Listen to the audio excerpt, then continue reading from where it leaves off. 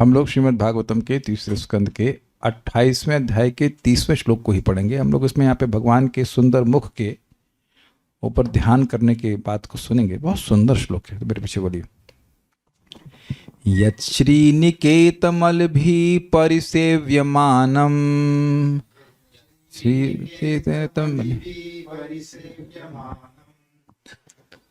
यच्छ्रीनिकेतमलिभिः परिसेव्यमानम् यच्छ्रीनिकेतमलिभिः परिसेव्यमानम् भूत्या स्वया कुटिलकुन्तलवृन्दजुष्टम् भूत्या स्वया कुटिलकुन्तलवृन्दजुष्टम् मीनद्वयाश्रयमधिक्षपद अरे भाई रुकिए एक मिनट। मीनद्वयाश्रयमधिक्षिपदब्जनेत्रम् मीनद्वयाश्रमधिक्षिप्तब्जनेत्रम् मीनद्वयाश्रयमधिक्षिपदब्जनेत्रम् मीनद्वयाश्रमधिक्षिपदब्जनेत्रम्। हाँ ये भी ठीक है।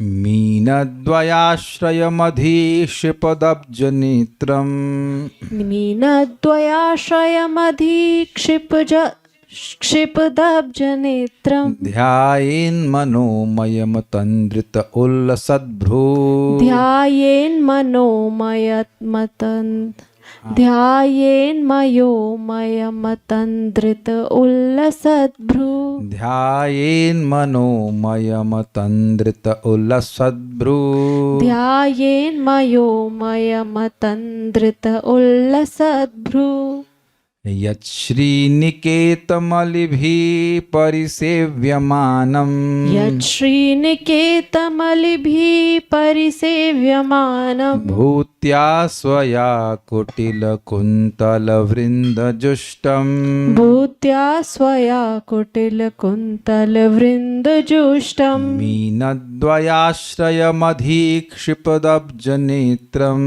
मीनद्वयाश्रयमधिक्षिपदब्जनेत्रम् ध्यायेन्मनोमयमतन्द्रितोल्लसद्भ्रू ध्यायेन्मनोमयमतन्द्रित उल्लसद्भ्रू यच्छ्रीनिकेतमलिभिः परिसेव्यमानम् यच्छ्रीनिकेतमलिभिः परिसेव्यमानम् भूत्या स्वया कुटिलकुन्तलवृन्दजुष्टम् भूत्या स्वया कुटिलकुन्तलवृन्दजुष्टम् मीनद्वयाश्रयमधिक्षिपदब्जनेत्रम् मीनद्वयाश्रयमधिक्षिपदब्जनेत्रम् ध्यायेन्मनोमयमतन्द्रित उल्लसद्भ्रुः ध्यायेन्मनोमयनमुत फिर से बोलेंगे ध्यायेन्मनोमयमतन्द्रित उल्लसद्भ्रू। फिर से एक बार सब लोग साथ में बोलेंगे।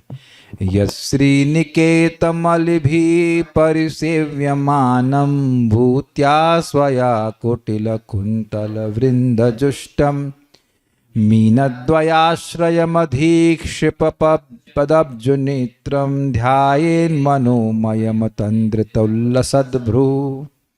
आ गया मोटा मोटी। एग्जॉस्ट चल रहा है क्या हो रहा है?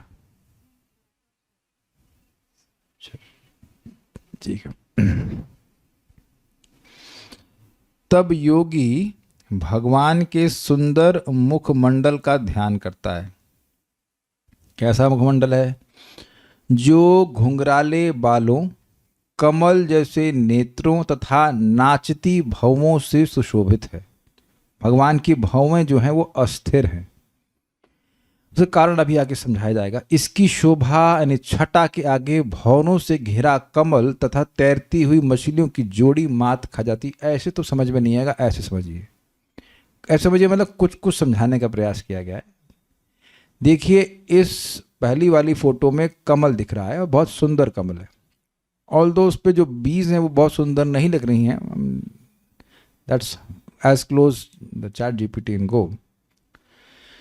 तो ये जो फोटो दिखाएगा इससे मैं आपको बताऊंगा कि क्या क्या चीज़ों की तुलना की जा रही है।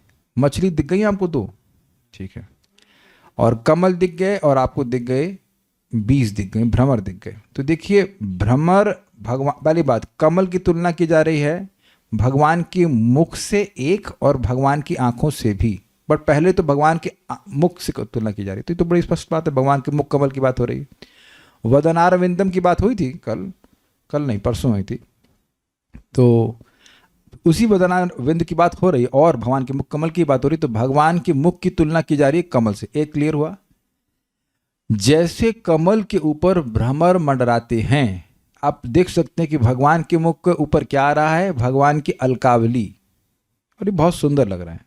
ठीक है, क्लियर हुआ? ब्लैक ब्लैक भ्रमर यानी बम्बल बीज और ब्लैक ब्लैक भगवान के अलख। अब कह रहे हैं एक और क्या चीज तुलना कर रहे हैं। हाँ, अब एक और इंटरेस्टिंग है, ये जो मछलियां हैं वो क्या है? तो मछली भी कुछ कुछ आप देखेंगे कि कमल शेप की होती है। Do you agree with this? तो भगवान नहीं, मछली की शेप ऐसे होती है ना, आंख जैसी होती है कि नहीं? तो जो मछलियां हैं, दो मछलियां हैं, वो क्या है? भगवान की आंख है। तब कहेंगे भाई आंख मछली जैसा कैसा? कुछ देखिए, मछली में कुछ चंचलता होती है कि बहुत चंचलता होती है? बहुत चंचलता होती है। तो मछली कमल के पास है, तो ऐसा उपमा दी जा रही कि मछली कमल में स्थित है। और तो मछली कमल में स्थित नहीं होती है, लेकिन यहां श्लोक में ऐसा बोला जा रहा है कि मछली जो कमल में स्थित है, मतलब उसके निकट में स्थित है, ऐसे कह लीजिए। तो भगवान के कमल, भगवान की आंखें तो भगवान के मुख में स्थित हैं।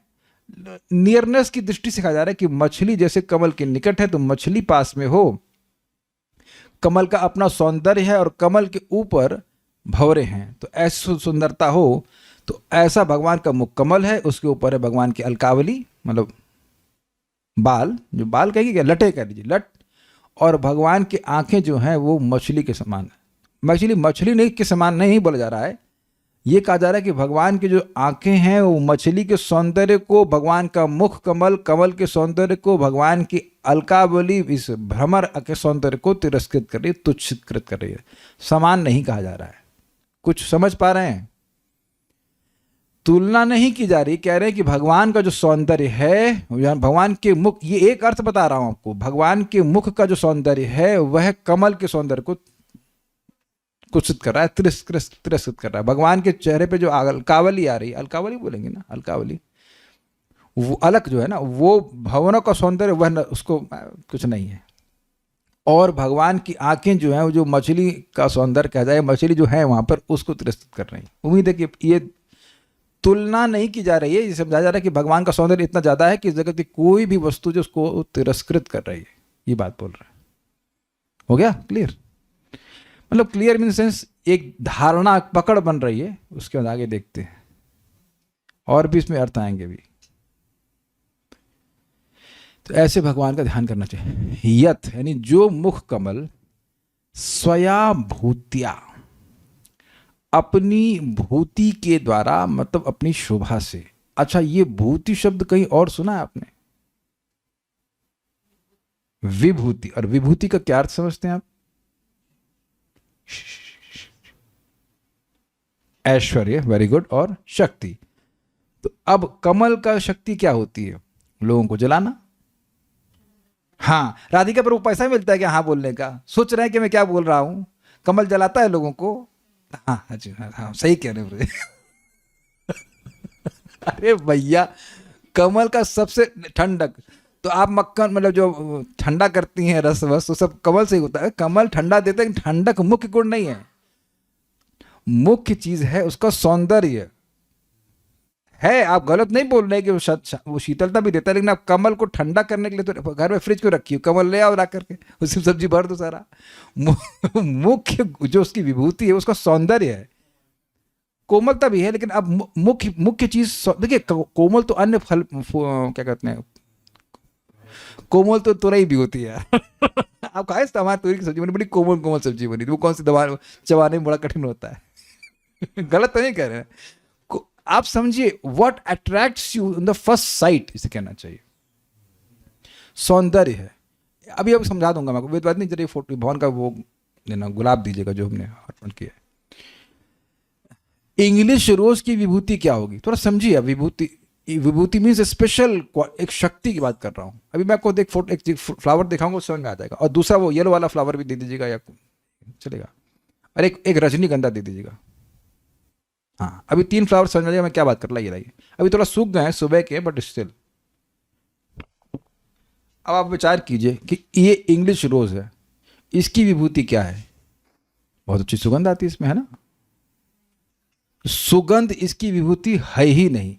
इसको हम तो काय खरीद रहे हैं, हम इसको भगवान को अर्पण करते हैं ताकि लगे कि हमने सुबह से शाम तक फ्रेश गुलाब दिया। अभी भी क्वाइट लाइट फ्रेश लग रहा है। तो इसकी क्या विभूति है? ये अपनी शेप को मेंटेन करता है, इसलिए इसको खरीदा जाता है कि नहीं। आप अगर इंग्लिश रोज को खरीदेंगे तो इसलिए नहीं कि उसमें गंध आएगी, बिल्कुल गंध नहीं है, जीरो, कुछ नहीं।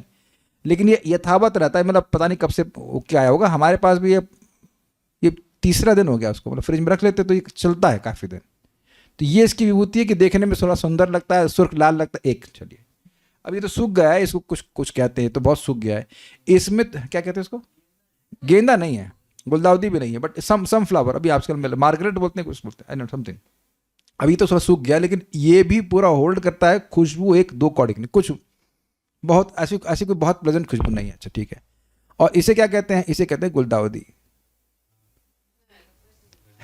जस्ट से करना, कुछ पता भी है कि नहीं। तो ये रजनीगंधा। अब इसके आप देखेंगे कि शेप बहुत सुंदर नहीं लग रही है, लेकिन अभी भी इसकी गंध है। So when I'm offering to Krishna, they are for 3 different reasons. One is for form, इन दो को फॉर्म की तरह लेते हैं, थोड़ा सा खिला खिला लगता है सुबह। और ये जो है ये खुशबू के लिए। तो आप समझ गए कि इन तीनों फूलों की एक विशिष्ट विभूति है, मैं ये कहना चाहता हूँ, बस इतनी बात है। तो भूतिया शब्द मतलब भूति के द्वारा, अर्थात विभूति के द्वारा। स्वया विभूति यानी कि जो मुख कमल अपनी भूति अर्थात शोभा। इसीलिए मैं यहाँ पे समझाना चाह रहा हूँ कि शोभा अर्थ आया कैसे। देखिए, आप सीधे अनुवाद पढ़ेंगे तो मजा नहीं आएगा किसी। हाँ, भूति मतलब अनुवाद नहीं, शोभा। भूति का मतलब केवल शोभा नहीं होता है। भूति मीन्स विभूति, मीन्स जो अपने बिल्कुल सही का शक्ति। तो यहाँ के कॉन्टेक्स्ट में भगवान की ब्यूटी का वर्णन हो रहा है ना, तो वो भगवान की मुख कमल की क्या विभूति है इस समय जो बात हो रही है, वो है विशेष उनकी शोभा, सौंदर्य की बात हो रही है। क्लियर हुआ इसकी? तो मुख कमल अपने सौंदर्य से, यानी सौंदर्य की शक्ति से।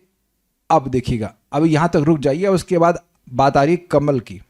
अलिभी परिसेव्यमानम, सेव्यमानम जो जिसकी सेवा हो रही है, मतलब प्रेजेंट कंटिन्यूअस। और परि का मतलब होता है परिता, अर्थात बहुत अच्छे से। यानी कि इससे ये सूचित हो रहा है कि कमल अभी उसी पे है, अपनी डंडी पे है, उसमें खूब पराग है, तभी तो भौरे घूमेंगे। Do you agree with this?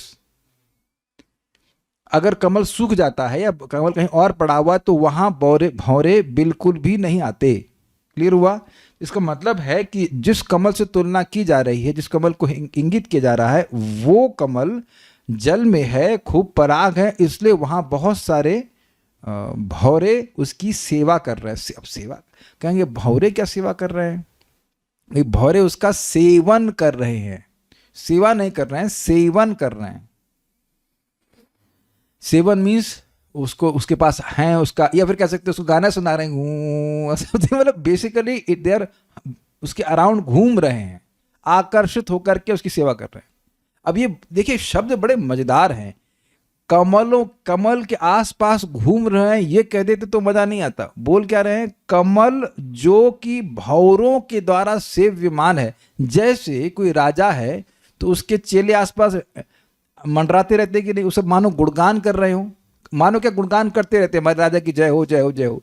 तो वह जो भौरे हैं वो भिन नहीं रहे हैं। भौरे क्या करते हैं? भिनभिनाते नहीं, गुनगुनाते हैं। नॉट भिनभिनाते, मक्खियां भिनभिनाती हैं। I am sorry. सो गुनगुना रहे हैं, तो ऐसा लग रहा है कि मानो वह उस कमल का यश गा रहे हो। तो इससे कमल सुंदर लगता है। आप विचार कीजिए कि आप लोग देखे हो, कभी आप देखे हो कि ऐसा कोई फूलों का बाग है जहां पर बहुत सारे भौरे गुनगुना रहे हैं। तो आप क्या मानेंगे कि इन फूलों में खूब रस है तब ना? जैसे आज हमारे जहाँ पे भगवान को स्नान कराते हैं, वहां पता नहीं अकस्मात बहुत सारी चींटियां आ गई। तुरंत हम लोग सोचते कि यहाँ कोई मिठाई है क्या? मीठा नहीं होगा तो चीनी कैसे, सॉरी चींटी कैसे आएगी? तो अब भौरे हैं, तो इसका मतलब है कि वहां पर बहुत रस या पराग से युक्त कमल है। कमल ये मतलब फूल है। तो ये सूचित हो रहा है कि अभी आप स्वया भूतिया के बाद रुक जाइएगा, और ये सारे विशेषण जा रहे हैं एक कमल के ऊपर, ठीक है। अलिभी परिसेव्य मानम, भौरों से सेवित, मीन द्वया आश्रयम, मीन मतलब समझते मछलियां, दो मछलियों के निवास हैं, और श्री निकेतनम, शोभा के आश्रय कमल को। प्रभुपाद जी के अनुवाद में श्री निकेत का अर्थ लिया गया है कमल। तुम्हें जब देखा तो पहले तो समझ ही नहीं आई ये क्या हुआ। श्री निकेत मतलब, निकेत मतलब क्या होता है? घर, और श्री मतलब श्री जी, लक्ष्मी जी। तो लक्ष्मी जी का आश्रय, तो लक्ष्मी जी का आश्रय कौन है? भगवान है। तो कमल कैसे हो गया? तो अब यहां मैं थोड़ा अटक गया था ना, ये क्या हुआ भाई। बाद में समझ में आया कि श्री मतलब होता है शोभा भी, जो शोभा का आश्रय है वह कमल, उसको अधिक्षिप्त तिरस्कृत कर रहे हैं। मैं और भी विचार कर रहा था, एक और अर्थ आपसे लेते हैं, जिसका घर श्री है, मतलब लक्ष्मी जी के हाथ में अगर आपको पता हो वो कमल लेके टहलती हैं, मतलब she just like this, she likes to play with. और यह भी सुना गया है कि जब लक्ष्मी जी प्रकट हुई थी समुद्र मंथन में, तो वो कमल के ऊपर आसीन होकर प्रकट हुई थी। तो अब दो अर्थ और समझ में आ रहे हैं आपको। एक, कमल पर बैठने वाली लक्ष्मी जी, जो श्री जी का आश्रय हो। क्या आश्रय श्री जी का? कमल। या श्री जी जिसका आश्रय हो, जो अपने हाथ में लेके घूम रही हैं। किसको हाथ में लेके घूमती हैं? गोभी को, कमल को। कोई और फूल लेके घूमती हैं? गुलाब घूमती हैं, रजनीगंधा, मार्गरेट, कुछ नहीं, वो केवल कमल लेके घूमती हैं। स्वीकार है?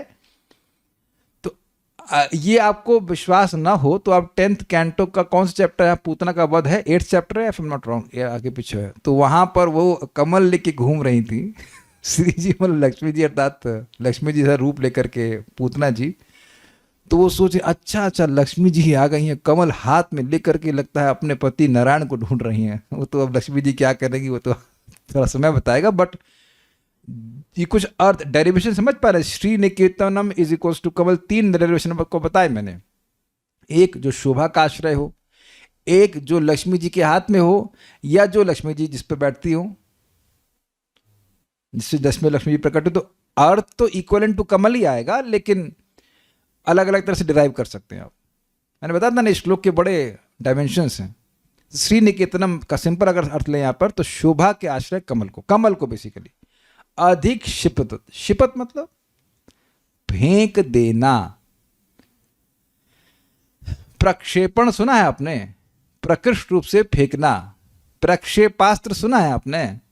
तो शिप मतलब शिप मतलब होता है फेंकना।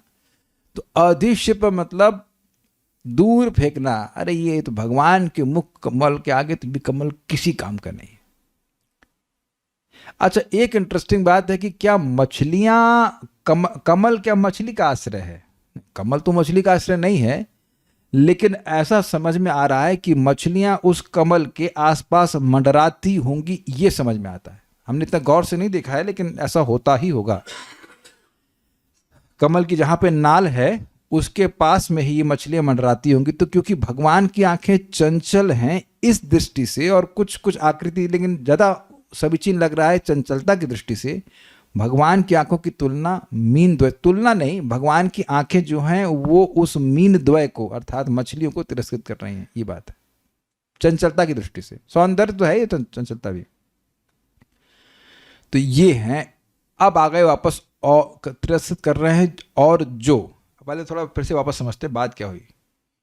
जो मुखकमल अपनी शोभा से भौरों से सेवित 2 मछलियों के निवास और शोभा के आश्रय कमल को तिरस्कृत कर रहे हैं। एक समझ आ गया। फिर कह रहे हैं और जो कुटिल कुंतल वृंद।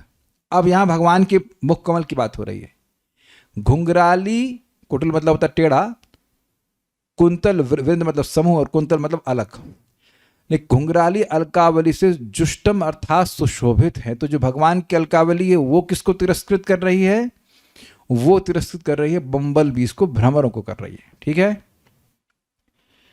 ऐसे भगवान के मुख कमल सुशोभित हैं। फिर कह रहे हैं अब्ज नेत्रम, अब्ज मतलब कमल, कमल के समान विशाल दोनों नेत्र जिसमें हैं उस मुख को, उल्लसत भ्रू नाचती हुई भौएं हैं जिसमें। उल्लास में क्या करता है व्यक्ति?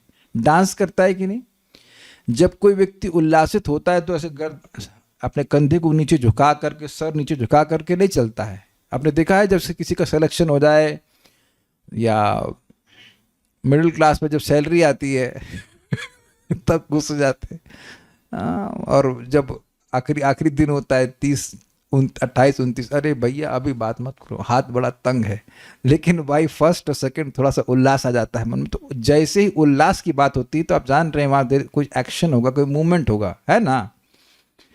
जब फेस्टिवल होता है, ऐसे उत्सव कहते हैं, तो वहाँ पर भी व्यक्ति उल्लसित होता है कि नाच रहा होता है, गा रहा होता है। तो उल्लास का मतलब है भगवान की जो भौवें हैं वो नाच रही हैं, वो उनमें एक मूवमेंट है। वो क्यों है अभी और आगे क्लियर होगा, ठीक है उसे, लेकिन है। और नास्ती भय हैं जिसमें मनोमयम मन में आविर्भूत ऐसे भगवान के मुख का अतंद्रता ध्यायित, आलस्य रहित होकर ध्यान करना चाहिए। देखिए ये मनोमय शब्द बड़ा अद्भुत है। अभी तक तो बात आ रही थी कि मन के द्वारा भगवान की धारणा करे, लेकिन यहां बोल रहे हैं कि वो जो भगवान का स्वरूप है वो मनोमय है। मनोमय मतलब वो दिव्य है, पहली बात समझ लीजिए। लेकिन अब मन को इतना आस्वादन हो रहा है उस रूप के चिंतन में कि उससे उसके उस स्वरूप का उस मन से तादात्म्य हो गया है। तादात्म्य मीन्स सेम आत्मा वाला, सेम स्वरूप वाला। ये बड़ा कॉम्प्लिकेटेड थोड़ा बात है समझने के लिए। मतलब ऐसा वो, अभी हम लोग कुछ भगवान का ध्यान करते हैं तो हम लोग सोचते हैं कि हम भगवान का ध्यान कर रहे हैं, मेरा मन भगवान का ध्यान कर रहा है, ऐसा सोचते हैं कि नहीं आप? लेकिन वहां ये डिफरेंस समाप्त हो गया कि मेरा मन भगवान का ध्यान कर रहा है। वो मन ही भगवान इस पवित्र वन में आविर्भूत हो गए हैं, प्रकट हो गए हैं, इस तरह से समझाया गया। और ऐसे भगवान का अतंद्रित ध्यान दे। देखिए तंद्रा का मतलब क्या होता है? तंद्रा तो मतलब सब जानते हैं, आलस, नींद जब कर रहा है उतने में हरे कृष्ण कुछ वक्त तो ऐसे प्रभु जी पता ही नहीं चलता है कि तंद्रा कब आ गई, नींद कब आ गई। तो तंद्रा का मतलब होता है आलस्य। ये असावधानी को भी सूचित करता है। तो अतंद्रित मतलब आलस्य रहित होकर सावधानी पूर्वक ध्यान करना चाहिए। ये श्लोक का अभी एक मूल अर्थ हमने पकड़ा, आगे देखते हैं फिर वापस आ जाते हैं। यत श्री निकेतन, जो श्री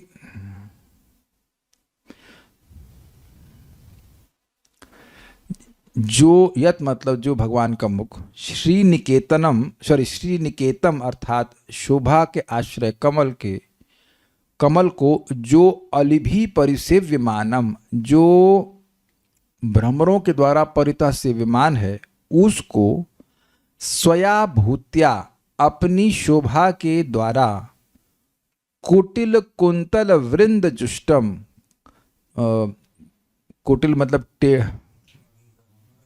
घुंघराले, कुंतल मतलब अलका, और वली वृंद मतलब समूह से सेवित, मीन द्वया आश्रयम।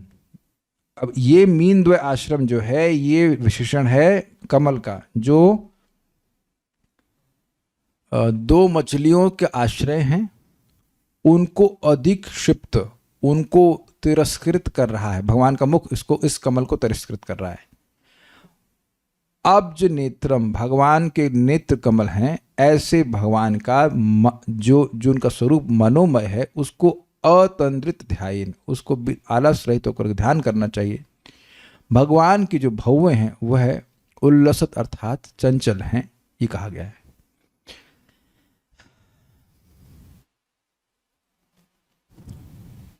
भावार्थ दीपिका। एक बात मैं भक्तों को बोलना चाहता हूं कि अगर इसको समझने में कठिनाई अनुभव करें तो आश्चर्य मत कीजिएगा। आज जब मैं क्लास को तैयार कर रहा था तो मन में एक धारा चल रही थी कि किसी भक्त से कोई बात करी, मैंने ऑलमोस्ट 45 मिनट्स बात करी थी। एंड इट वॉज नॉट प्रजल्प और anything, we just talking about something but not Bhagavatam exactly. तो उस धारा को से खींच करके मन को यहाँ एकाग्र करने में मुझे बहुत समय लगा था। I mean it took 10 to 15 minutes तक तो मुझे कुछ धारणा नहीं, मैं अन्वय ही नहीं कर पाया, मतलब समझ नहीं आया कि अन्वय किस डायरेक्शन में जा रहा है, श्रीनिकेत क्या है। तो अगर आप इससे परेशान हो रहे हैं तो आश्चर्य मत करिए। मतलब अगर आप ये सोचिए कि हाफ हार्टेडली सुन के समझ में आ जाएगा तो मैं मान ही नहीं सकता कि इट इम्पॉसिबल कि कुछ समझ में आ रहा है।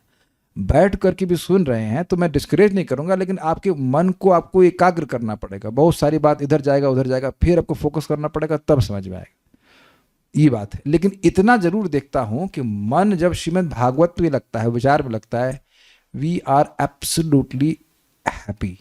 एक्चुअली मैं एक्सपीरियंस कर सकता हूँ कि वो जो जलन होती है ना संसार की बात बोल कर सुन करके, वो एकदम हाउ टू से इंग्लिश में कितने कॉन्स्पिकुअस बाइट्स एब्सेंस इंग्लिश में कहा जाता है इसको, मतलब नहीं बिल्कुल महसूस होता है कि कैसे श्रीमद् भागवतम का शब्द अलग है। Has to be different, it has to be different. और भगवान की कुछ कृपा है कि हम लोग विचार कर पा रहे हैं। भावार्थ दीपिका, जो श्री भगवान का मुखमंडल अपनी शोभा के द्वारा भ्रमरों से सुसंवित नहीं हुआ है, इसलिए सुसेवित होना चाहिए, ठीक है, सुसेवित है, तथा जिस पर दो मछलियां उछल रही हो ये अब आप समझ रहे हैं, भगवान का तुलना, मुख कमल की तुलना की जा रही है कि आंखें जो उछल रही, मतलब आंखें बहुत चंचल है, उस दृष्टि से मीन से तुलना की जा रही है। इस प्रकार की शोभा से संपन्न कमल को भी जो तिरस्कृत कर रहा है, योगी को उसका ध्यान करना चाहिए। उसमें भी काले घुंघराले केशों द्वारा काले काले भ्रमरों का तिरस्कार हो रहा है। अब तो समझ में आ गया, इजी है, जो केश हैं उससे भ्रमर। दोनों नेत्रों के द्वारा दोनों मछलियों का तिरस्कार हो रहा है, ठीक है। श्री भगवान की दोनों नेत्र दो कमल के समान हैं, यहां दो कमल दोनों नेत्रों के उपमान हैं। अब ध्यान दीजिएगा कि जब मैं इसको पहली बार पढ़ा, हमने क्या अलग बोल रहे हैं, क्या अलग बात है, कुछ तो अलग बात नहीं, वही बात है, क्योंकि भगवान के नेत्रों की तुलना तो कमल से करते ही है ना। बाद में ध्यान गया कि अरे ऐसा नहीं है, नोट समझ आ जाएगा। नेत्रों की उपमा दो प्रकार से करी गई है, एक बार दो मीनों से और एक बार दो कमल से। अब समझ में आया। और अनुवाद में लिखा हुआ था वो, और अनुवाद में सूर्य से करती, मतलब सूर्य कहां से आ गया यार, सूर्य कहां से आ गया। संस्कृत देखी तो अरे सूर्य नहीं, वो अब्ज है, अब्ज मतलब कमल।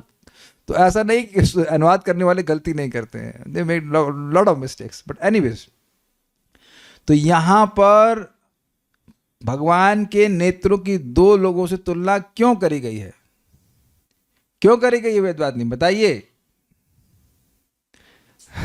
आप लोगों को लग रहा है मैं कितनी मेहनत कर रहा हूं यहाँ पर, कुछ समझ में आ रहा है? बोलिए, माइक लीजिए। काहे ये तो जनरली नहीं करते ना, एक बार तुलना के लिए आगे बढ़ गए। तो भगवान के एक अंक की तुलना दो लोगों से क्यों करी गई, बोलिए। हाँ, एक तो कमल। तेलुगु बोलने वालों को समझ में आ रहा है, हिंदी बोलने वालों को नहीं समझ में आ रहा है।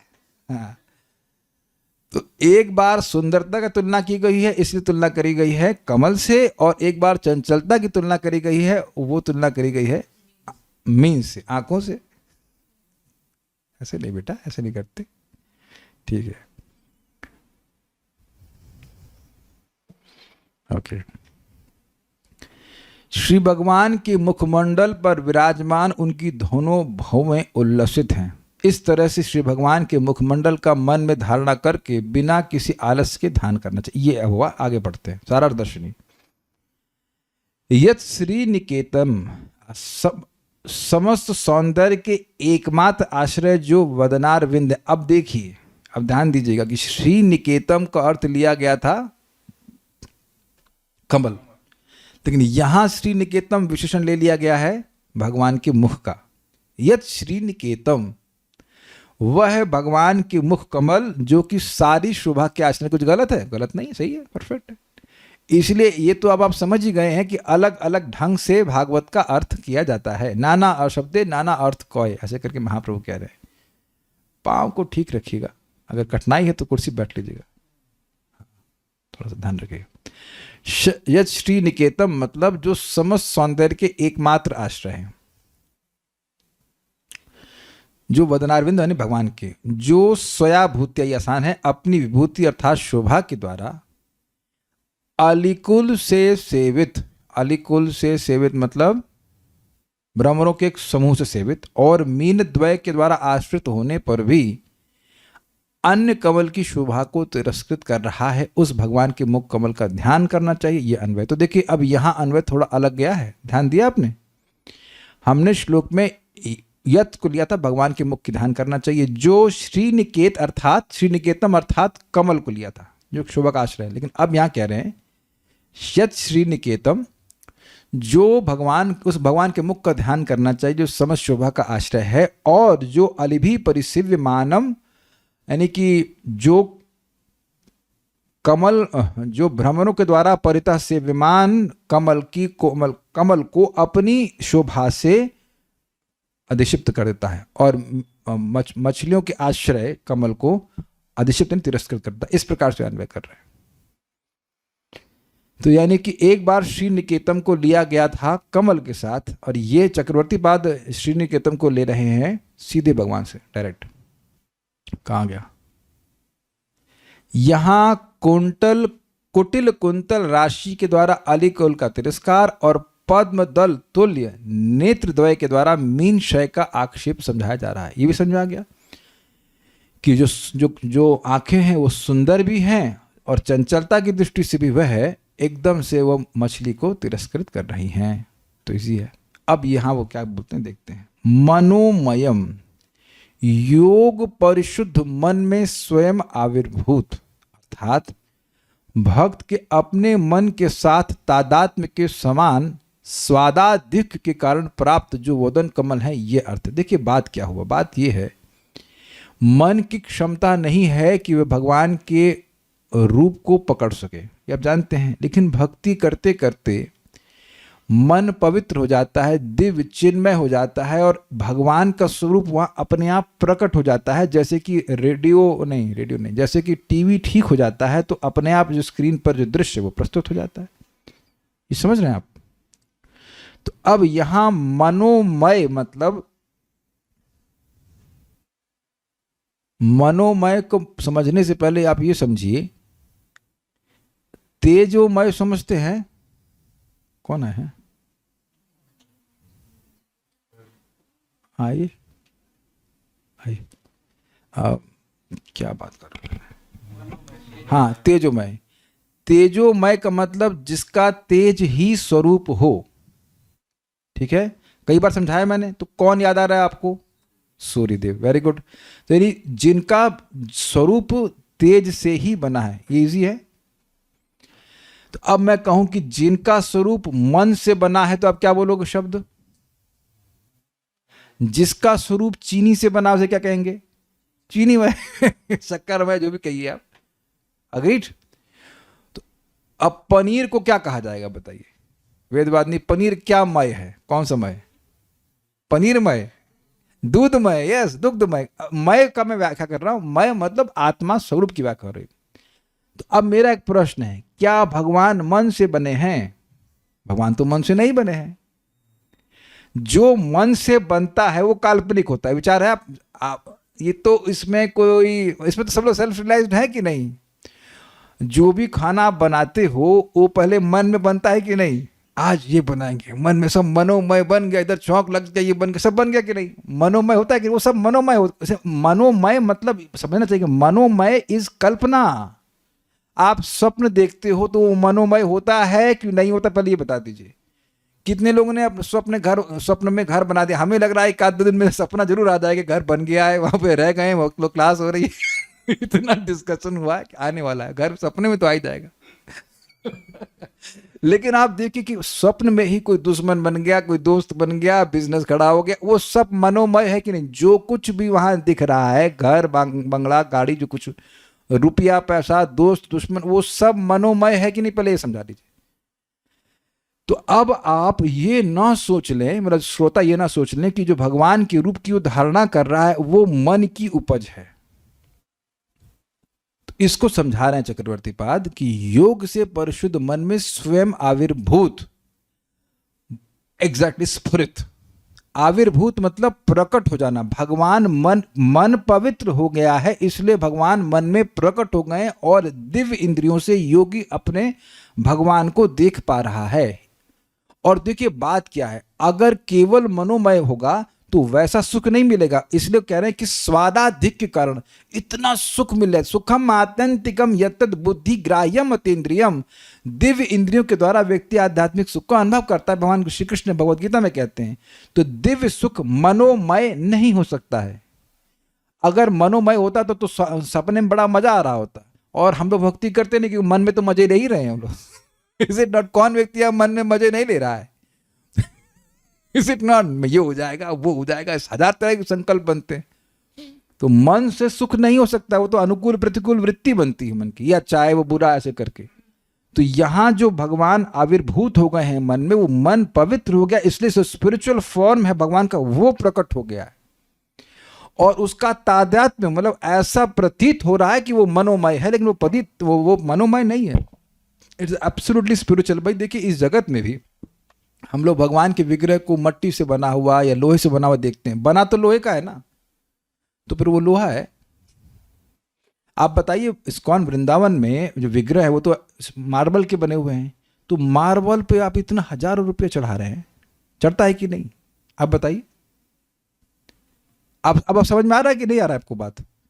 आप जानते हो कि जब भगवान की प्राण प्रतिष्ठा होती है तो भगवान उस विग्रह में आविर्भूत हो जाते हैं। अब तो क्लियर हो रहा है कि नहीं हो रहा है?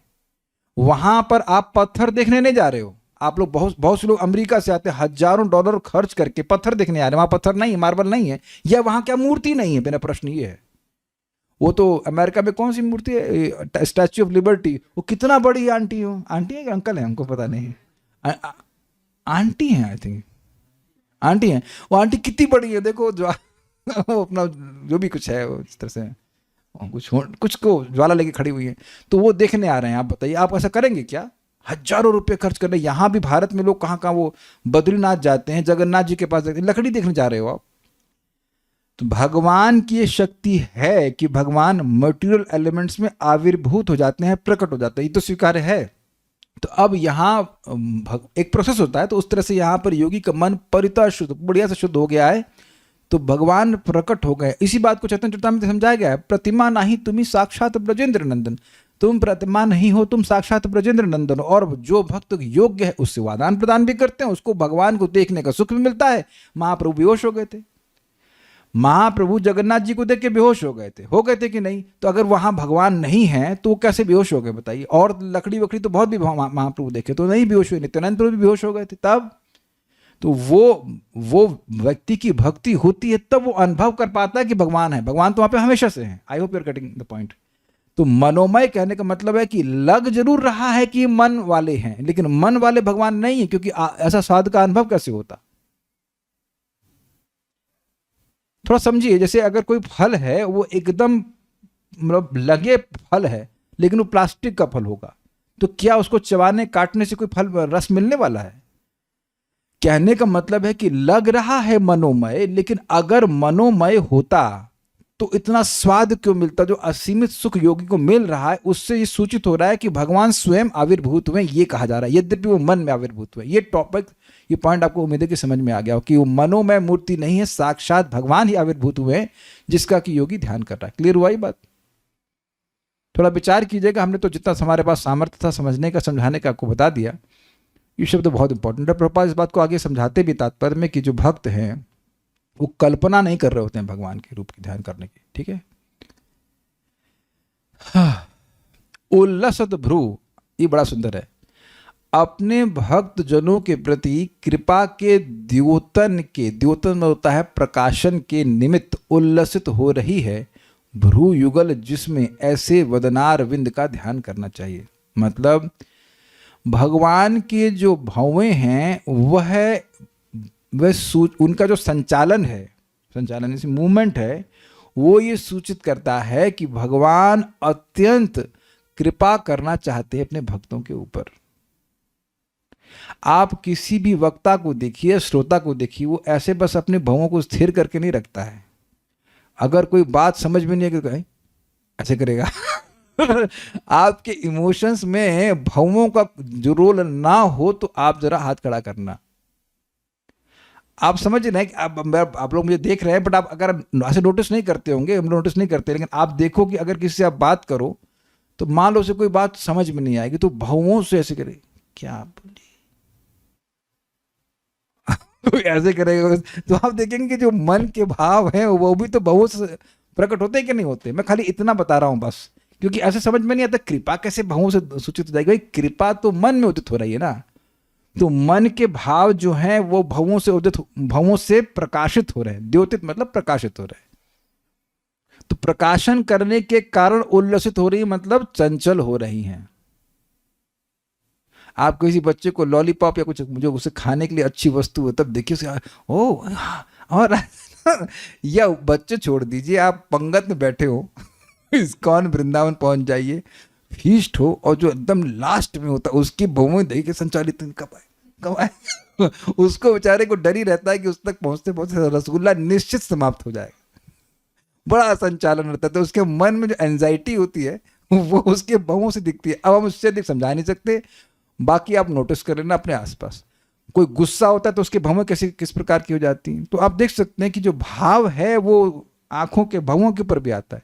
इसका एग्जाम्पल आप भागवत में 7वें स्कंद में देखेंगे, बस ऐसे भवें करके ऊपर करता था हिरण्यकशिपु, तो भवें देख करके लोग डर जा, वो देवता की हालत खराब हो जाती। ओके, अब क्रम संदर्भ को देख लेते हैं। अब ये बड़ा, देखिए हम पूरा तो हम समझ भी नहीं पाए इसको, जो जो समझ में आया वो आपके सामने रख रहे हैं, बड़ा मजेदार है। नेत्र के कमलत्व में विशेष शोभा के पोषण से ऐसी व्याख्या की जाती है, मतलब अर्थात भगवान के मुख कमल में जो कमल सदृश नेत्र है वो मुख की शोभा को और अधिक पुष्ट करे। ऐसे ही जो मुख था वो कमल सुंदर समान, कमल जैसा था, बहुत सुंदर, और उसमें आंखें भी कमल, मतलब कमल के ऊपर कमल के एक अंदर और कमल, दो कमल और सुंदर हुआ कि नहीं। देखिए इस जगत में ऐसा होता है, कोई लड़की है कह देंगे बड़ी सुंदर है लेकिन आंख ही सुंदर नहीं है, तो आप समझ गए ना कि चेहरे का डिजाइन अच्छा है जो चेहरे की प्रिंटिंग भगवान अच्छा की है, लेकिन आंख में लाइक गलती करती है, या उसका कर्म ऐसा नहीं था कि आंख अच्छी हो। कुछ समझ रहे हैं बात। अब सोचिए सुंदर है चेहरा और उसमें आंख भी कमल जैसी हो। देखिए आप लोग नोटिस, पता नहीं नोटिस करते हैं कि नहीं करते, लेकिन कोई व्यक्ति सुंदर है तो उसकी आंखें अगर बड़ी बड़ी हों तो और एकदम आकर्षित करती हैं। आंखों का बड़ा प्रभाव होता है, आंखों का सौंदर्य पे बहुत विशेष प्रभाव होता है। तो भगवान का चेहरा ऐसे सुंदर है, सब कुछ सुंदर है, और उस पर दो एक्स्ट्रा कमल और ऐड कर दिए गए। आप विचार कीजिए, वदनारविंद बोल दिया, ऑलरेडी तुलना कर दी गई है कि नेत्रों की से मीन से, तो अब फिर अब जो नेत्र बोल रहे हैं, यानी भगवान के मुख कमल को मुख बोल दिया, उसके ऊपर आंख को अलग से फिर कमल बोल रहे हैं। अभी तक नाक को कमल बोल रहे हैं कि नहीं बोल रहे हैं, नाक को तुलना कमल से नहीं करी है, बट कान की भी नहीं करते ना, कान भी कमल से नहीं बने, आंख को अलग से डबल कमल बोल दिए। इससे भगवान की शोभा को और पुष्ट हो रही है। क्या बोलेंगे, enhancing the description of his beauty, ये बात बोल रहे हैं, ठीक है, ऐसे कहा जाए। अब और मजेदार बात कहते हैं, मनोमयम, अर्थात अब ये इंटरेस्टिंग है, हमने अभी तक सुना था कि मनोमय भगवान के स्वरूप का ध्यान करे, अब यहां मनोमय को भगवान की आंखों से लिंक कर दे रहे हैं। देखिएगा, अर्थात भगवान के यह नेत्र श्री भगवान की अनेक कृपा विलासों का सूचक है। जो भगवान के नेत्र कमल हैं वो मनोमय हैं, ऐसे मनोमय नेत्रों का ध्यान करें। आप कहेंगे ये क्या मतलब हुआ? देखिए, आंखों से भाव प्रकट होता है, इसमें तो कोई व्यक्ति मतलब विरोध नहीं करेगा कि आंख से बहुत भाव प्रकट हो जाता है। उपेक्षा का भाव, प्रेम, वात्सल्य का भाव, खुशी का भाव, बहुत सारे भाव आंख से प्रकट हो जाता है कि नहीं। अनुमोदन का भाव और विरोध का भाव केवल आंख से आप बोल सकते कि ना हमको क्या नहीं समझ में आया, क्या बोले, ऊपर से गया। हम तो यार, आप लोग इतनी दूर बैठे हैं, कहाँ कोई बेंगलोर में, कोई आगरा में, तब भी थोड़ी थोड़ी आपकी आंखें दिखती, तो वो भी समझ में आता है कि हाँ ये बात समझ में आई, ये नहीं आई, केवल आंख से मालूम कर देते हैं। Sometimes you can't hide your feelings. तो कहने की जो नेत्र है ये मनोमय है, मतलब क्या नेत्र मन से बनते हैं? नहीं, जो मन में भगवान का भाव है वो नेत्र से प्रकट हो रहा है, कि मानो नेत्र मन के बने हुए हैं। Is that sinking? This is very beautiful. क्या क्या तो सोच रहे हैं आचार्य। मनोमय को लिंक कर दिया उन्हें नेत्र से, समझ रहे हैं? ऐसे भगवान के नेत्र को देखे जो मनोमय है, जो मन का भाव है वो सीधे उतर करके, भगवान अपने भक्तों पर दया करना चाहते हैं तो जो दया है वो सीधे आंखों, जो दया मन में उदित हो रही है वो सीधे आंखों में आ रहे हैं, आंखों से प्रकट हो रही। तो जो नेत्र है वो मनोमय है,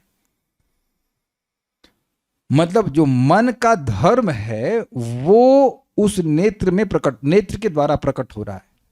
भाई तेजोमय का मतलब क्या? तेज का धर्म उस वस्तु में प्रकट हो रहा है। तो जो भगवान के मन का भाव है, अर्थात भक्तों को देखकर जो कृपा उत्पन्न होती है वो उनके नेत्र में आ रही। तो ऐसे नेत्रों का ध्यान करें जो मनोमय है।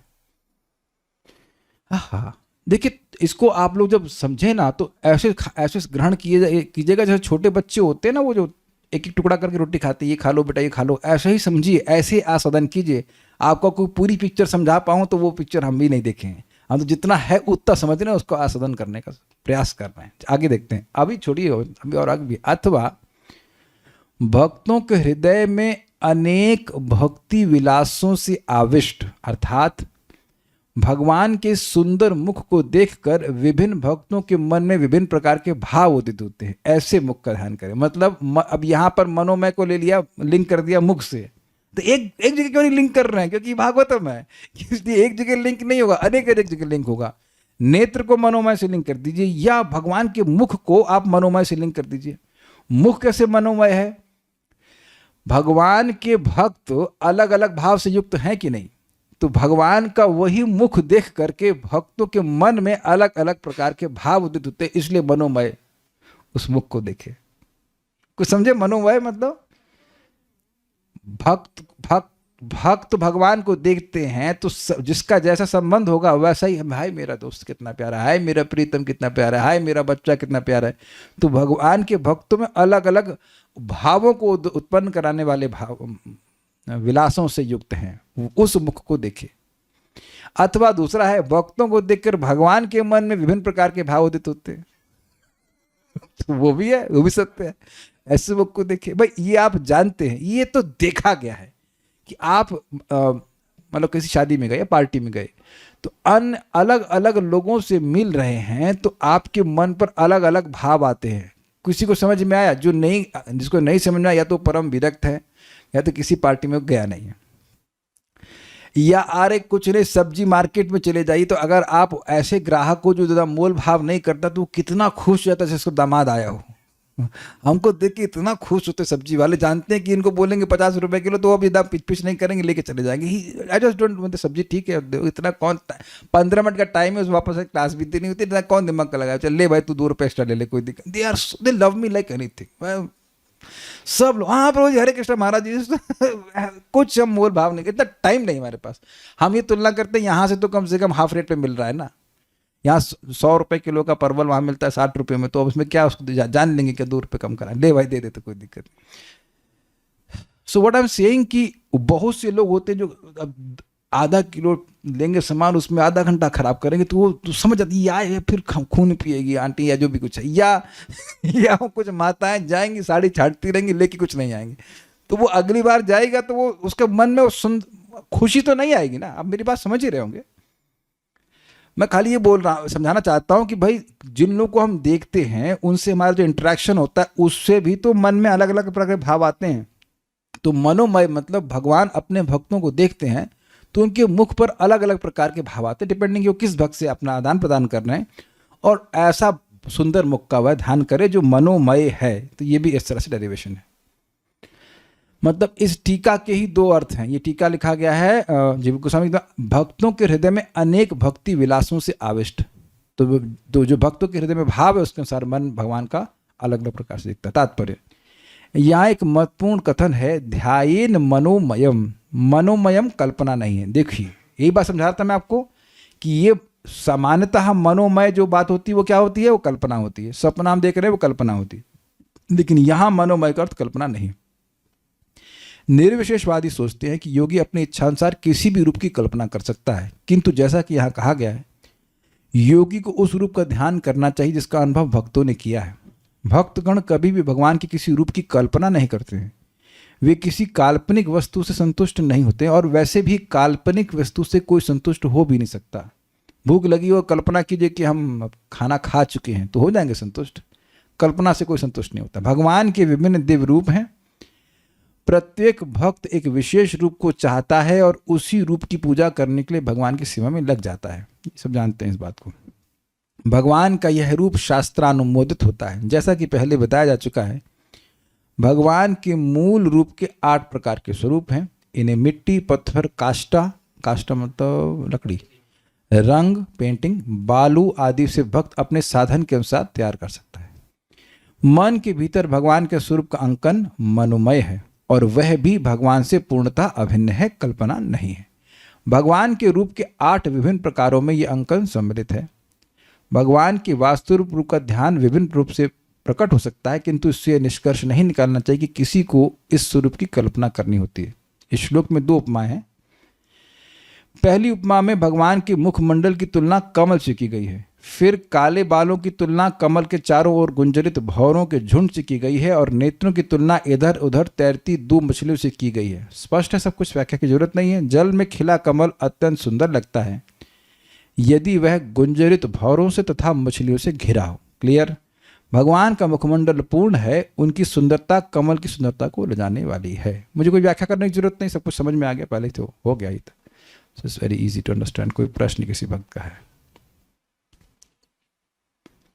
इसमें तेजोमय से लिंग समझ नहीं आया। क्रम संदर्भ का मनोमय जो नेत्र से कनेक्ट किया था उसके, देखिए हमने समझाया था कि तेजोमय मतलब जिसमें तेज का स्वरूप आ जाता हो, तेज की आत्मा जाती। तो यहाँ पे बताया गया कि भगवान के नेत्र मनोमय हैं। जो मन का गुण है वो नेत्रों में आ रहा है। मन में भगवान की किसी भक्त के प्रति कृपा आ रही है। केवल कृपा नहीं आते, और भी भाव आते हैं, लेकिन भक्त को देख के कृपा उदित हो रही है, तो वो कृपा आंखों में आ जा रही है। आपने कभी ये शब्द सुना है, आंखों में खून आ जाना? What does that mean? गुस्सा आ जाना। तो जो गुस्सा कहाँ आता है? मन में आता है। तो वो आंखों में कैसे आ गया? अब देखिए कि ये लैंग्वेज अजीब सी है कि नहीं। आंखों में खून आ गया तो मतलब ये तो नहीं आंखों में क्या कहते हैं उसको, रैप्चर, वेन्स रैप्चर हो गई है क्या? वो तो नहीं अर्थ ना यहाँ पे। आंखें, हाँ, वाह वाह, बहुत सुंदर। आंखें भर आई। आंखें भर आई मतलब क्या हुआ? किससे भर गई आंखें? तो खुशी, हाँ वेरी गुड, खुशी से भर गई या दुख से भर गई? तो आप देखिए, आप यहाँ सोचिए बड़ी कॉम्प्लिकेटेड लैंग्वेज है, लेकिन आप भी तो सामान्य लैंग्वेज में बड़ी कॉम्प्लिकेटेड बातें करते हो। आप आंखें भर आई का मतलब क्या है? आंखों में जो मन का भाव था वो आंखों में उतर आया। Is it not? यही तो बात है। आप ये खाली ये समझाया गया कि जो मनोमय है मतलब भगवान के मन में, ऑब्वियसली भगवान का मन आंखें अलग भी नहीं, ये बात भी है, लेकिन अगर वैसे समझ लें कि भगवान के मन में ऐसा संकल्प, या संकल्प नहीं, कृपा मान लो किसी भक्त के प्रति उदित हो रही, तो वो उनकी आंखों में प्रकट हो रही है, आंखों में दिख रही है, ऐसे भी कह सकते हैं। तो ये सारी बातें हैं, इस तरह से उन्होंने उसको मनोमय कहा। हेलुसिनेशंस जो रियलिटी जैसे लगते हैं वो कल्पना है। देखिए, केवल हेलुसिनेशन की बात नहीं, आप और हम जो सपना देखते हैं वो भी कल्पना है। आप सपने में जो कुछ भी देखते हो, ये दुश्मन बन गया, ये दोस्त हो गया, ये लाभ हो गई, हानि हो गया, ये हो गया, वो हो गया, वो सब मन से ही बनता रहता है। क्षण क्षण में कभी नुकसान हो रहा है, कभी ये हो रहा है, कभी डकैत बन रहा है, वो कुछ है वहाँ पे? कुछ भी नहीं है, केवल मन से आ रहा है। ये बात है। घुंघराले बाल का वर्णन युद्ध क्षेत्र में भी किया गया था, जहां भगवान के बाल धूल में सने हुए थे, आंख पे बार बार आ जा रहे थे, डिस्क्राइब किया गया था। तो ठीक है, लेकिन कुछ प्रश्न है, कमेंट है कि क्या है, समझ नहीं आया। सो नहीं, आई विल स्टॉप नाउ। आप लोग बना के प्रश्न करेंगे तो हम छोड़ दे रहे हैं। श्रीमद् भागवतम की जय, श्रील प्रभुपाद की जय, निताय गौर प्रेमानंदे।